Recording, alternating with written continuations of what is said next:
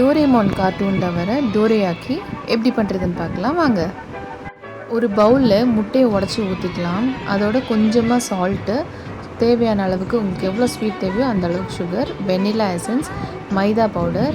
Sugar வந்து test பண்ணிவிட்டு மறுபடியும் நீங்கள் கொஞ்சம் சுகர் ஆட் பண்ணிக்கலாம்.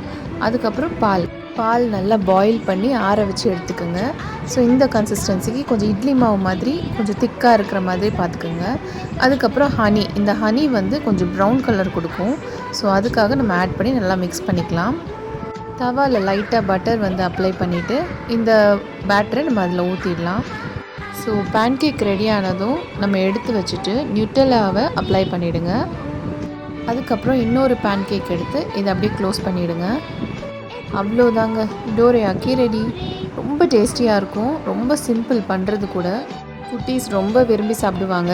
ட்ரை பண்ணி பாருங்கள். தேங்க்யூ.